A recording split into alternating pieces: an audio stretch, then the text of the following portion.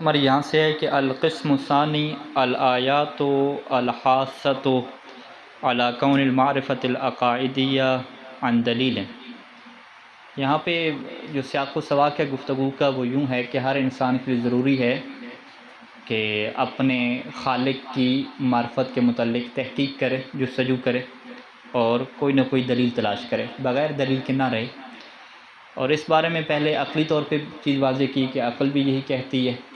اس کے بعد یہ کہا کہ قرآن مجید کی آیات میں بھی یہ بات موجود ہے کہ انسان غور و فکر کے ذریعے سے، دلیل کے ذریعے سے اپنے عقائد کو اور اپنے بلیفز کو بنائے۔ تو اس میں آیات کی جو ہے وہ دو کیٹیگری کی تھیں۔ جو پہلی آیات تھیں جو دعوت دیتی تھی کہ آپ غور و فکر کریں کائنات میں، اس طرح کی ساری چیز کی دعوت دی گئی کہ اپنے اندر غور و فکر کریں۔ اور دوسری قسم کی جو آیات ہیں کہ جو ابھارتی ہیں انسان کو کہ اعلیٰ کون المعرفۃ العقائدیہ عن دلیل، کہ جو بھی عقیدے کی آپ کی معرفت ہونی چاہیے اس کے پیچھے دلیل ہونی چاہیے۔ یہاں پہ مصنف کہتے ہیں کہ قرآن مجید کی وہ آیات کہ جو مشرکین اور کفار کی مذمت میں آئی ہیں، ان میں مذمت کی جو وجہ بنیادی طور پہ ہمیں نظر آتی ہے کہ ان کے پاس کوئی دلیل نہیں ہوتی تھی۔ یعنی قرآن نے جو ان کی مذمت کی تو اس کے پیچھے وجہ قرآن یہی بیان کرتا ہے کہ بھئی ہے کہ تمہارے پاس دلیل، کیا کوئی تمہارے پاس کتابیں نازل ہوئی ہیں اس میں یہ بات لکھی ہوئی ہے کہ بہت سارے خدا ہیں؟ کیا تمہارے پاس کوئی سلطان ہے، کوئی دلیل ہے، کوئی قدیم آثار ہیں لکھے ہوئے ہیں؟ اس طریقے سے جو ہے وہ استفہام انکاری جسے کہتے ہیں نا، کہ ایسی باتیں تمہارے پاس نہیں ہیں، تو بس تم اپنی جو ہے نا خواہشات کی وجہ سے یہ زیادہ سے زیادہ کیا خدا بنا رہے ہو۔ تو یہاں سے ان آیات سے یہ بات واضح ہوتی ہے کہ ان کے عقیدے چونکہ دلیل کی بنیاد پہ نہیں تھے، خواہش کی بنیاد پہ تھے، تو لہٰذا ان کے غلط عقیدے کی وجہ سے ان کو معاف نہیں کیا جائے گا، وہ معذور نہیں ہوں گے۔ یعنی ایسا نہیں ہے کہ وہ یہ کہیں قیامت کے دن کہ بھئی ہمیں تو سمجھ یہی بات آئی تھی، ہماری عقل اس سے زیادہ جا ہی نہیں سکی، تو ان کی جو ہے وہ اس بات پہ کوئی عذر قبول نہیں ہوگا، کیونکہ وہ عقل کے ذریعے سے غور و فکر ہی نہیں کر رہے۔ قرآن نے بارہا پوچھا کہ بھئی کوئی سوچو، کوئی غور و فکر کرو، یہ تم جو دعوے کر رہے ہو کہ اللہ کی اولاد ہے، اللہ کی بیٹیاں ہیں، یہ بات کہاں لکھی ہوئی ہے؟ کون سی کتاب میں لکھی ہوئی ہے؟ کس نے تمہیں بتایا ہے؟ کیا اس کے اوپر دلیل ہے تمہارے پاس؟ تو کوئی چیز ان کے پاس نہیں ہوتی تھی۔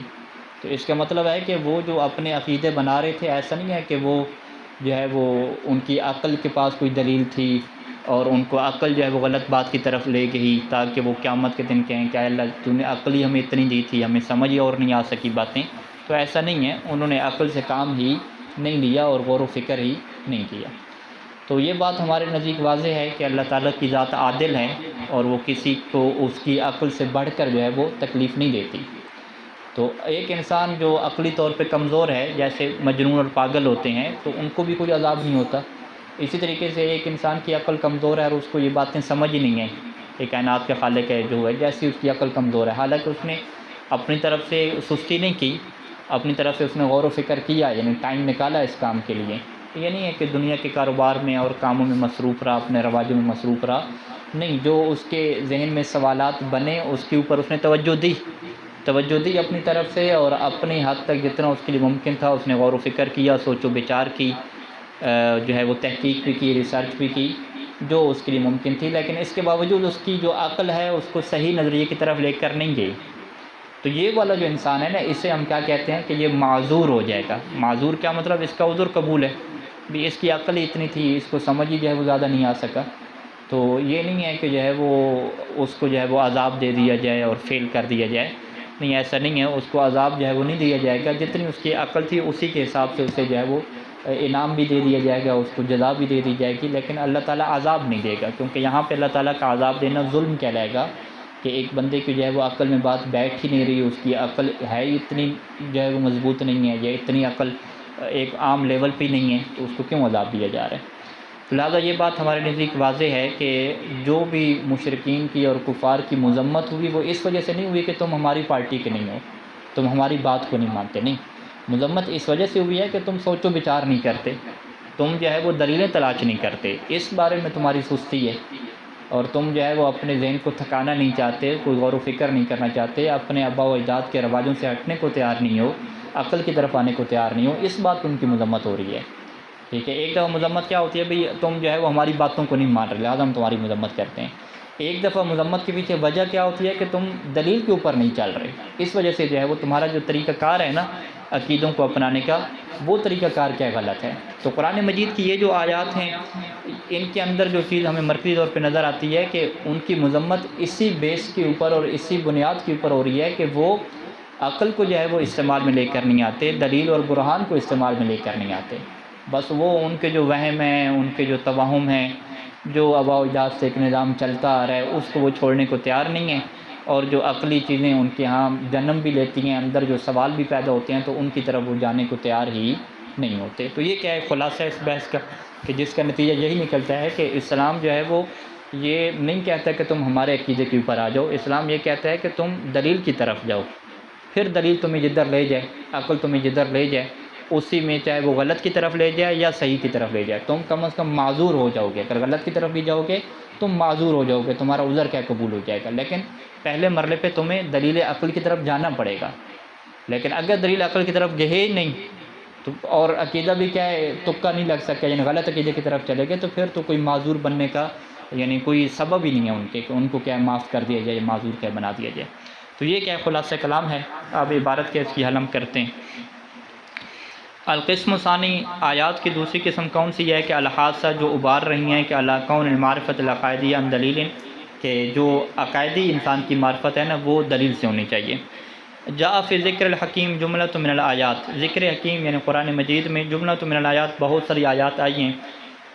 التی تذم و تقبح، کہ جو مذمت کرتی ہیں اور قبیح قرار دیتی ہیں، ما ذهب الیہ الکفار، کہ جس نظریے کی طرف کفار گئے، وہ کیا نظریہ ہے کہ من اعتناق العقائد الباطلہ، کہ انہوں نے عقائد باطلہ کو اپنی گردن سے لگا لیا، اعتناق یعنی اپنا لیا۔ ومستندها فی ھذا الذم، مستند الآیات یعنی ان آیات کے پیچھے جو وجہ ہے نا فی ھذا الذم، اس مذمت کی، کہ یہ مذمت ان کی کیوں ہو رہی ہے، اس کی وجہ کیا ہے۔ اس مذمت کے پیچھے جو وجہ ہے کہ سلوکہم ذالک الطریق بلا بینۃ ولا برہان، کہ وہ لوگ اس رستے کے اوپر جو غلط رستہ ہے، اس رستے کے اوپر وہ لوگ چل رہے ہیں بغیر کسی بینہ کے، بغیر کسی گواہوں کے، اور بغیر کسی برہان کے، اور بغیر کسی دلیل کے۔ تو اصل مذمت کی یہ وجہ ہے کہ ان کے پاس کوئی گواہ نہیں ہے، ان کے پاس کوئی دلیل نہیں ہے، کوئی چیز ان کے پاس نہیں ہے، بلکہ کیا ہے، بل متابعۃ عمیاء لآبائہم، بلکہ وہ اندھی پیروی کر رہے ہیں، متابع عمیاء، اندھی پیروی کر رہے ہیں کس کی، جی لآبائہم، اپنے آبا کی، جو نظام ان کا چلتا آ رہا ہے۔ او استسلاما لبعض الظنون والاوہام، یا وہ قبول کر چکے ہیں جو بعض ظنی اور وہم والی چیزیں ہیں ان کو قبول کر چکے ہیں، جو اتفاقی چیزیں ہو جاتی ہیں انسان اسے قبول کر لیتے ہیں۔ وَتُنَاقِشُهُمْ فِي مَا ذَهَبُوا إِلَيْهِ،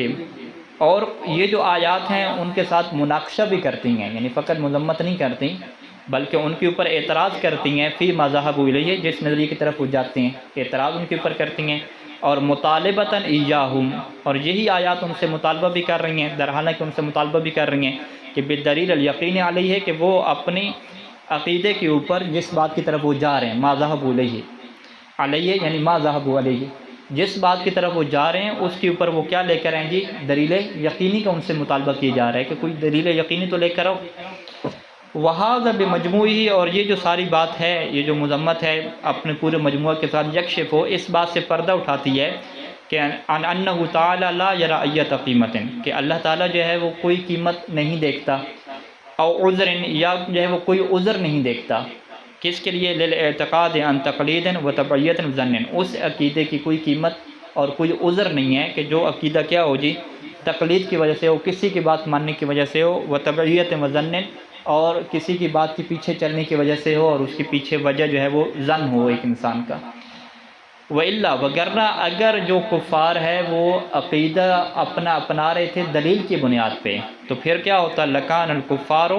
معذورین۔ وَإِلَّا کیا مطلب، اگر ان کا عقیدہ تقلید کی وجہ سے نہ ہوتا، اپنے آباء و اجداد کی پیروی کی وجہ سے نہ ہوتا، ظن کی وجہ سے نہ ہوتا، بلکہ دلیل کی بنیاد پہ ہوتا، عقل کی بنیاد پہ ہوتا، تو لَكَانَ الْكُفَّارُ معذورین، تو سارے کے سارے کفار کیا ہو جاتے، معذور ہو جاتے، ان کا عذر قبول ہوتا۔ جیسے مجنون ہے، ٹھیک ہے، مجنون کی عقل نہیں ہوتی، تو ان کی عقل بھی اتنی تھی کہ ان کو جو ہے وہ صحیح بات کی طرف لے کر نہیں گئی، تو وہ معذور ہو جائیں گے۔ اور کیا ہے ولم استحق ذم تعالیٰ، اور وہ مستحق نہ ہوتے، لما استحق، اور وہ مستحق بھی نہ ہوتے کہ ذم تعالیٰ کہ اللہ ان کی مذمت کرے، کیونکہ اللہ کی ذات کیا ہے، عادل ہے۔ تو ایک بندے کی عقل ہی نہیں ہے تو اس کی مذمت کیوں ہو رہی ہے، مجنون کی کیوں مذمت ہوگی؟ بل المسلک الوحید الذی یرتضیہ اللہ تعالیٰ، بلکہ وہ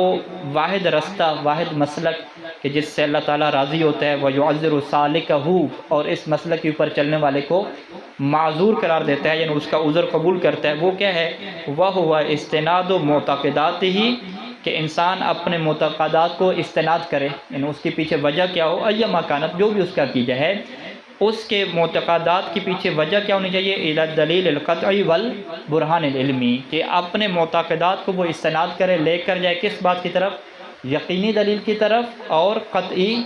اور برہان علمی کی طرف، یعنی علمی اور جو یقینی برہان ہوتا ہے، دلیل ہوتی ہے، اس کے اوپر وہ اپنے عقیدے کو بنائے۔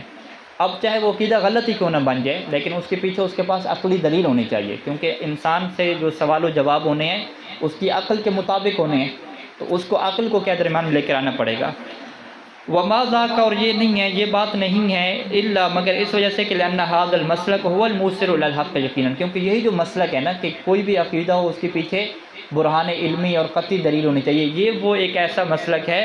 کہ الموصل الى الحق یقینا، کہ جو یقینی طور پہ انسان کو حق کی طرف پہنچاتا ہے۔ وما سواہ مسالک متعرجہ، اور اس کے علاوہ جتنے بھی مسالک ہیں وہ متعرج ہیں، عرج یعنی ٹیڑھے ہیں، تنحرف بالانسان عن جادت ثواب، کے جو انسان کو جادت ثواب یعنی ثواب کے رستے سے اور درستی کے رستے سے کیا ہے جی، منحرف کر دیتے ہیں، پھیر دیتے ہیں انسان کو۔ ومن الآیات الواردہ فی هذا المقام، اس مقام پہ جو آیات وارد ہوئی ہیں ان میں سے چند ایک یہ ہیں۔ سب سے پہلی آیت کیا ہے کہ قل ارأیتم ما تدعون من دون اللہ، کہہ دو کہ ارأیتم، کیا تم نے دیکھا ہے ان کو کہ جن کو تم اللہ کے علاوہ پکارتے ہو، یعنی اللہ کے علاوہ جن کی تم عبادت کرتے ہو، ارونی، مجھے بھی دکھاؤ کہ ماذا خلقوا من الارض، کہ انہوں نے زمین میں سے کیا خلق کیا ہے، ٹھیک ہے، ان کو جو تم معبود بنا رہے ہو، ان کی پرستش کر رہے ہو، تو ہمیں دکھاؤ کہ کیا جی انہوں نے خلقت کی ہے زمین میں سے، کوئی درخت وغیرہ انہوں نے خلق کیے ہیں، کوئی اور چیزیں خلق کی ہیں، کسی بندے کو، جانور کو انہوں نے خلق کیا ہے، ام لہم شرک فی السماوات، یا ان کی جو ہے وہ شراکت ہے آسمانوں میں، کہ آسمانوں میں کیا کچھ چیزیں انہوں نے ان کے بھی خلق کردہ ہیں، مثلا سورج کیا انہوں نے خلق کیا ہو۔ ایتونی بکتاب من قبل ھذا، اس سے پہلے کوئی کتاب لے کر آؤ، تمہارے پاس کوئی کتاب ہے لکھی ہوئی، کوئی یعنی دلیل ہے، کوئی تمہارے پاس کیا کہتے ہیں، کوئی لکھا ہوا کوئی سورس ہے، او اثارت من علم، یا کوئی علم کے آثار ہیں تمہارے پاس، کوئی جو پرانی کتابیں معصور ہوتی ہیں، کوئی اس میں کوئی لکھی ہوئی باتیں ہیں، ان کنتم صادقین، اگر تم سچے ہو، ٹھیک ہے۔ تو یعنی ان بتوں کو جن کو تم جو ہے وہ پکار رہے ہو، ان کی عبادت کر رہے ہو، انہوں نے کیا خلق کیا ہے اور کیا تمہارے پاس دلیلیں ہیں، کوئی لکھی ہوئی کتابیں ہیں پرانی، کوئی علمی آثار ہیں، تو وہ تم لے کر آؤ اگر تم کیا سچے ہو۔ فالآیت تناقش المشرکین فی عقیدتہم، پس یہ آیت کیا ہے، مشرکین کے ساتھ باقاعدہ مناقشہ کر رہی ہے، یعنی مقام مناقشہ میں ایک ہے مقام مذمت کہ ان کی مذمت کر دینا کہ تم ہوئی غلط، ایک ہے کہ باقاعدہ ان کے نظریے کے اوپر مناقشہ کرنا، سوال اٹھانا۔ تو یہ آیت کیا کر رہی ہے، ان کے عقیدہ میں مناقشہ کر رہی ہے۔ کون سا عقیدہ؟ کہ بے وجود آلہۃ غیر اللہ، کہ اللہ کے علاوہ بھی کیا ہے، معبود ہے۔ بأنہ، کیسے مناقشہ کر رہی ہے کہ ما ہوا دلیلکم علی ھذہ العقیدہ، کہ اس عقیدے کے اوپر تمہاری دلیل کیا ہے۔ حل لتلک الآلہۃ آثار فی الارض، کیا ان خداؤں کے لیے کوئی زمین میں آثار ہیں، کوئی زمین کے اندر ان کی کوئی خلقت ہے، وہ مخلوقات، یا ان کے لیے کیا ہے، کوئی مخلوق ہے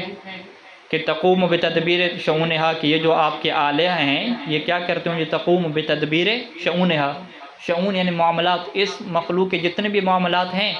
ان کو یہ کیا کر رہے ہوں، مدبر کر رہے ہوں، تدبیر کر رہے ہوں، ان کو منظم کر رہے ہوں، کوئی ایسی مخلوقات ہیں جو انہوں نے خلق کی ہیں۔ ام لتلک الآلہۃ ظواہر فی السماء والافلاک، یا تمہارے ان خداؤں کے لیے کوئی ظواہر ہیں،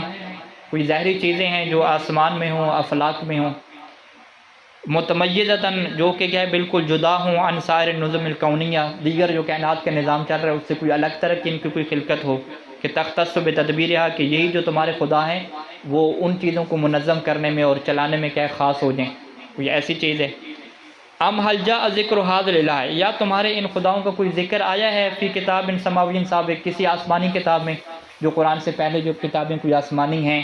کیا وہ کوئی تمہارے پاس ہیں کہ یدل علی الوہیتہا ولزوم عبادتہا، کہ جو دلالت کرتی ہوں کتابیں کہ ان کی الوہیت ثابت ہے، یہ معبود ہیں اور ان کی عبادت کرنا ضروری ہے۔ ام حل عندکم دلیل علمی آخر، یا تمہارے پاس کوئی اور علمی دلیل ہو کہ یوجب الیقین بالوہیتہا، کہ جو یقین کا سبب بنتی ہو ان کی الوہیت کا۔ ان من یعتقد بعقیدۃ ما، پس نتیجہ کیا نکلا کہ جو بھی بندہ بے عقیدت ما، کوئی بھی عقیدہ رکھنے والا ہو، لابد ان یکون لہ دلیل علیہ، ضروری ہے کہ اس کے پاس اس کے اوپر کیا ہو جی، دلیل ہو۔ والا فهو منحرف، وگرنہ وہ منحرف شمار ہوگا اگر بغیر دلیل کے ہے۔ وعذرہ غیر مقبول، اور اگر بغیر دلیل کے ہے تو اس کا عذر بھی کیا ہو جائے گا، غیر مقبول، اس کا عذر بھی قبول نہیں ہو جائے گا۔ وکلامہ غیر مسموع، اور وہ جو بھی بات کرے گا اللہ تعالیٰ اس کی بات بھی نہیں سنی جائے گی، یعنی اللہ تعالیٰ کی طرف سے اس کی کوئی بات نہیں سنی جائے گی اور اسے کیا ہے، عذاب مل جائے گا۔ قال الخطیب البغدادی، خطیب بغدادی جو ہے وہ اس آیت کے ضمن میں کہتے ہیں کہ یہ جو آیت میں اللہ نے کہا نا کہ تمہارے پاس کوئی علم کے آثار ہیں، اثارت من علم، تو وہ کہتے ہیں کہ الاثارۃ والاثرۃ راجعان فی المعنی الی شیء واحد، اثارہ یا اثرہ کے جو لفظ ہیں اس کا ایک ہی معنی ہے، وہ کیا ہے کہ وہ ہوا ما اسر من کتب الاولین، کہ جو چیزیں لکھی جاتی ہیں پہلی کتابوں میں، یعنی پہلی کتابوں میں جو چیزیں لکھی ہوئی چلتی آ رہی ہیں۔ وَكَذَلِكَ السَّبِيلُ، اور بالکل یہی راستہ ہوتا ہے کہ من ادعى علما وحقا، کہ جو بندہ کسی علم کا دعویٰ کرے یا کسی حق کا دعویٰ کرے اور اس کا تعلق کیا ہو، من حقوق الاملاک، حقوق املاک میں سے ہو، زمینوں میں سے، کہ یہ چیز یہ میری ملکیت ہے، تو وہاں پر بھی یہ کہا جاتا ہے کہ بھئی تمہارے پاس کوئی گزشتہ کوئی سند ہے، کوئی لکھی ہوئی، کوئی کیا ہے، پروندہ ہے لکھا ہوا، کیا کہتے ہیں، سند یا کاغذات جو کہتے ہیں، ٹھیک ہے، کوئی کاغذات کیا ہیں زمینوں کے تمہارے پاس، یعنی ان یقیم دون الاقرار برہانا، کہ جو بھی علم کا دعویٰ کرے یا کسی حقوق کا دعویٰ کرے تو اس کے لیے کیا ہے کہ ان یقیم دون الاقرار برہانا، کہ وہ اقرار سے ہٹ کے کیا کرے، ان یقیم برہانا، کہ کوئی برہان بھی تو قائم کرے، اما شہادت ذوی عدل، یا تو وہ گواہ لے کر ہے اور وہ گواہ بھی کیا ہوں، ذوی عدل، عادل گواہ ہوں، اور کتاباً، یا وہ ایسی کتاب لے کر ہے کہ غیر مموہ، کہ جس کے اندر کیا ہے تحریف بھی نہ ہو، یعنی اصل کیا کتاب لے کر ہے۔ وَإِلَّا، وگرنہ نہ اس کے پاس گواہ ہوں، نہ کیا ہے کوئی لکھی ہوئی سند ہو، تو فلا سبیل الی تصدیق، تو پھر اس کی تصدیق کا کوئی راستہ نہیں ہوتا۔ تو قرآن نے بھی یہی کہا کہ تم جو کہہ رہے ہو کہ یہ ہمارے معبود ہیں، تو تمہارے پاس نہ تو کوئی عادل گواہ ہیں اور نہ ہی کیا ہے کوئی لکھی ہوئی کوئی سندیں ہیں ان کے متعلق کہ انہوں نے کیا کیا جائے وہ خلق کیا ہے، یعنی جو دنیا کا طریقہ ہے کسی چیز کو ثابت کرنے کا، دنیاوی املاک کو ثابت کرنے کا طریقہ ہے، وہ بھی تمہارے پاس موجود نہیں ہے۔ اچھا، اسی طریقے سے ایک اور آیت ہے کہ مالکم کیف تحکمون، کہ تمہیں کیا ہو گیا ہے کہ تم کیسے جو ہے وہ حکم لگا رہے ہو، کیسے تم فیصلہ کر رہے ہو، افلا تذکرون، کیا تم نصیحت قبول نہیں کرتے، ام لکم سلطان مبین، کیا تمہارے لیے کوئی واضح طور پہ سلطنت اور دلیل آ چکی ہے، فاتوا بکتابکم، پس تم اپنی کتاب لے کر آؤ،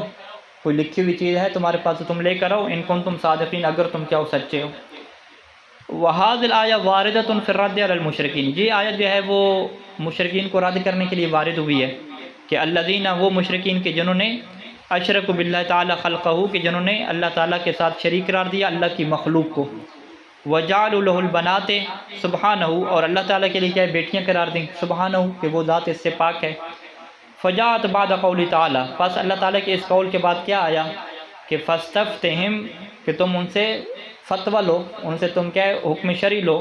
کہ الربک البنات، کہ کیا تمہارے رب کے لیے بیٹیاں ہیں، ولہم البنون، اور ان کے بیٹے ہیں،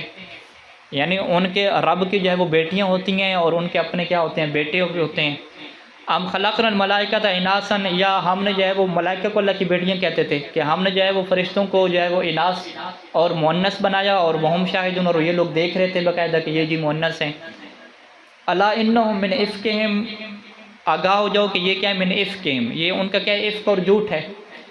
لا یقولون، اور وہ کیا کہتے ہیں کہ ولد اللہ، کہ اللہ نے کیا ہے اولاد جنی ہے، تو یہ تو ان کا جھوٹ ہے کہ اللہ نے اولاد جنی ہے۔ وانہم لکاذبون، اور وہ کیا ہیں جھوٹے ہیں۔ اصطفى البنات علی البنین، یعنی اصطفى البنات علی البنین، کہ اس نے جو ہے وہ بیٹیوں کو چن لیا ہے کس کے اوپر، بیٹوں کے اوپر، یعنی اللہ کے لیے تو جو ہے وہ بیٹیاں ہیں اور ان کے کیا ہوتے ہیں ہمیشہ بیٹے ہوتے ہیں اور بیٹیاں دونوں ہوتے ہیں، اور اللہ کے لیے فقط کیا ہیں جی بیٹیاں۔ ثم بعد ان ذکر معتقداتہم الاسیمہ والآفقہ ہذہ، یعنی پھر اس کے بعد کہ جب اللہ تعالیٰ نے ان کے جو ہے وہ اسیمہ یعنی گناہ والے عقیدے اور جھوٹ والے عقیدے جب یہ ذکر کیے تو طالبہم بالدلیل علیہا، تو ان سے مطالبہ کیا کہ ان کے اوپر تم دلیل لے کر آؤ۔ اذ لا یمکن بحکم الفطرت والوجدان، کیونکہ فطرت اور وجدان کے حکم کے مطابق ممکن نہیں ہے کہ قبول ایت مزامت وعقیدۃ، کہ کسی بھی زعم کو، کسی بھی کیا ہے عقیدے کو قبول کر لیا جائے، الا بعد اقامت الدلیل المحکم، مگر یہ کہ جب اس کے اوپر واضح دلیل، مضبوط دلیل قائم ہو جائے، المبین، جو بڑی واضح ہو، کہ الذی لا یقبل الریب علیہا، کہ جو ریب اور شک کو جو ہے وہ اپنے اوپر قبول نہ کرتی ہو، الذی لا یقبل الریب علیہا، کہ جو اس عقیدے کے اوپر کیا کسی قسم کے ریب اور شک کو قبول نہ کرتی ہو۔ ومن ھذا المنطلق، اور اسی وجہ سے یوبخہم علی ھذا المسلک، اللہ تعالیٰ نے ان کی سرزنش کی ہے اس رستے اور اس منہج کے اوپر۔ کون سا مسلک؟ العشوائی، مسلک عشوائی یعنی اندھا مسلک، بغیر دلیل کے ایسی کیا مان لینا۔ مسلک عشوائی کے اوپر ان کی توبیخ کی ہے کہ الذی انتہجوہ، کہ جو جس مسلک کو کیا انہوں نے نہج اپنا بنایا، انتہجو یعنی منہج اپنا بنا لیا، اپنا طریقہ بنا لیا، بس ایک اندھا مسلک انہوں نے اپنا لیا بغیر دلیل کے۔ تو اللہ تعالیٰ نے ان کی توبیخ کی بقول ہی، اپنے اس قول کے ساتھ کہ ما لکم کیف تحکمون، کہ تمہیں کیا ہو گیا، تم کیسے فیصلے کرتے ہو، افلا تذکرون، یعنی اے افلا تتعظون، کیا تم نصیحت نہیں حاصل کرتے،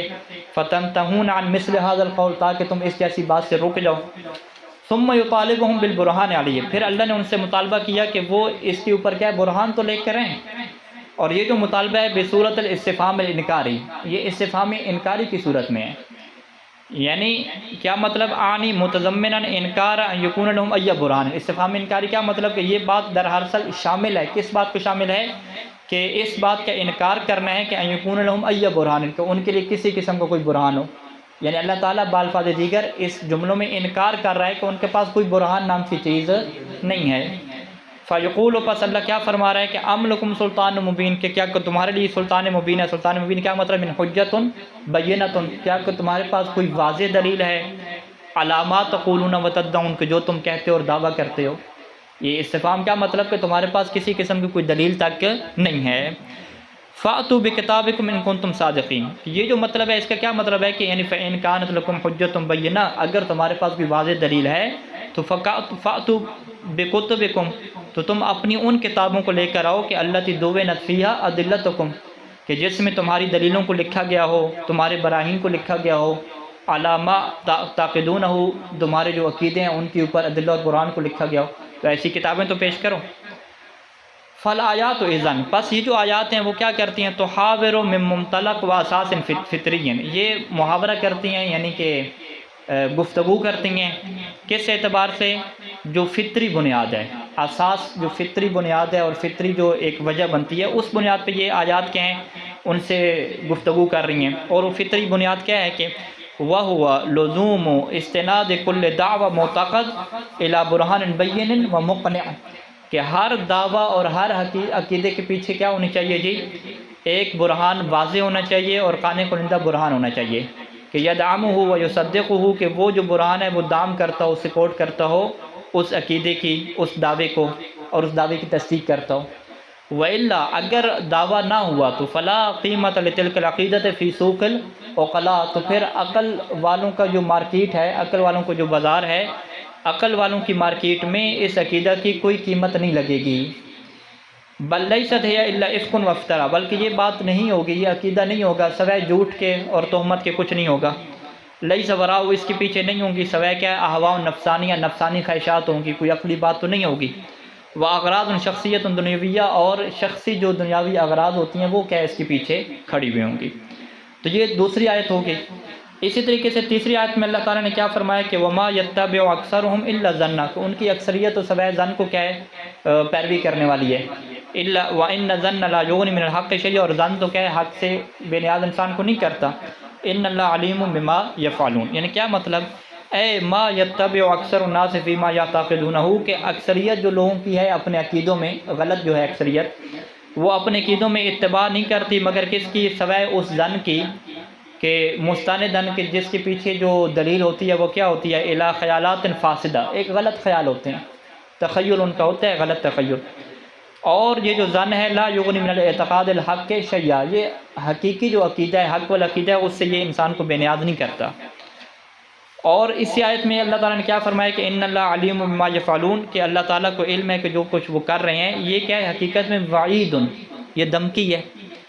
وعید دھمکی ہے اللہ اتباع ظن، کہ وہ جو لوگ ظن کی پیروی کر رہے ہیں اور عقلی دلیل کی طرف نہیں آ رہے، یقین کی طرف نہیں آ رہے، تو یہ ان کو کیا ہے؟ دھمکی ہے.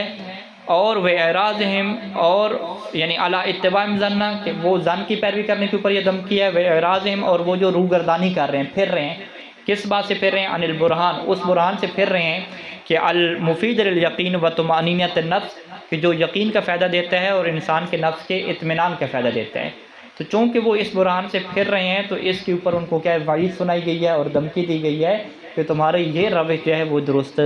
نہیں ہے.